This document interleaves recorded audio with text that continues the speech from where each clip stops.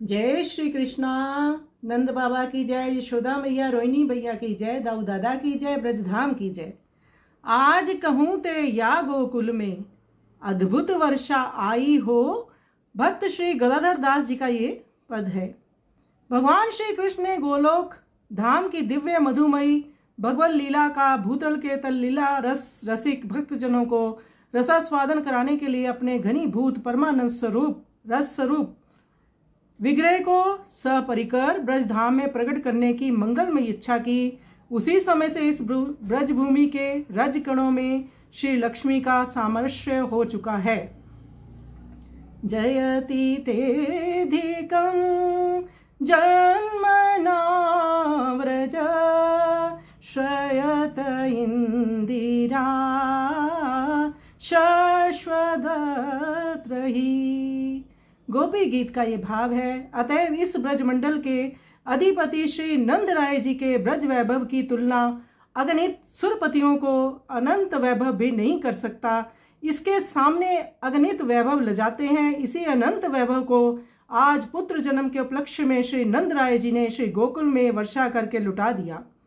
अतः श्री गदाधर दास जी इसको अद्भुत वर्षा कहकर संबोधन करते हैं, क्योंकि यह लौकिक वृष्टि थी। श्री नंद राय जी मेघ रूप होकर कंचन वृष्टि कर रहे हैं। उन्होंने मणिगणों एवं कंचन रत्नों की झड़ी लगा दी है। इस अद्भुत वृष्टि के स्वअवसर में सर्वप्रथम भूदेवों ब्राह्मणों ने हिस्सा बटाया। वे मणि कंचन और रत्नों के दान से संतुष्ट होकर अयाचक बन गए। उन सबों ने प्रसन्न होकर दादरों की भांति वेद उद्घोष के द्वारा स्वस्ति वाचन किया। उनके हृदय अपार आनंद से सरस बन चुके थे। श्री नंद महोत्सव में दूध, दही, घृत तथा रंग बिरंगे पानी को इतनी मात्रा में उड़ाला गया कि इससे परिपूरित होकर नाले और पनाले बड़े ही वेग से बह निकले। वहाँ पटहा, निशान, भेरी और शहनाइयाँ सुघोषित होकर मंगलनाद कर रही हैं, जिनका उद्घोष ऐसा लगता है मानो आकाश के मेघ रस वृष्टि के साथ घनघोर गर्जन कर रहे हों। मागर सूत आदि वृद्धावली का बखान कराने वाले चातक पक्षी या पपियों के समान बोलते हुए जान पड़ रहे हैं। बंदीजन मानो मोर कुहुक रहे हों, इस प्रकार बोलते दिखाई देते हैं। समागत नर नारियों को श्री नंद राय जी ने दिव्य अलंकार एवं वस्त्रों से सुसज्जित किया। वह सब ऐसे लग रहे हैं मानो उपवन के समस्त द्रुमों एवं शाखाओं को फल फूल और पत्तों की झालर पहनाई गई हो। रंग बिरंगी साड़ियां पहने श्री गोपियां आनंद में डूबकर नाचती हुई ऐसी शोभा पा रही हैं मानो पृथक पृथक बिजलियां रंग बिरंगे बादलों द्वारा लपेट दी गई हों।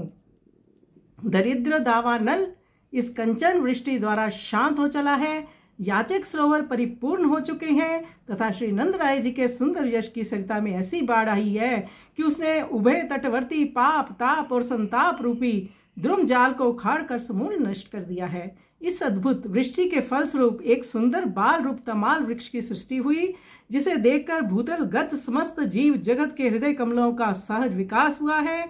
इस तमाल वृक्ष की छाया के लिए श्री गदाधर दास जी व्याकुल हैं। वे चाहते हैं कि इस बाल तमाल वृक्ष की कृपा दृष्टि उन पर हो जाए तो वे उनके चरण मूल को अपना आश्रय बना ले। श्री गदाधर दास जी की भांति हम सब भी उस ललित बाल तमाल के चरण मूल का सामरस्य यदि प्राप्त कर सकें तो जीवन की सार्थकता संपन्न हो जाए।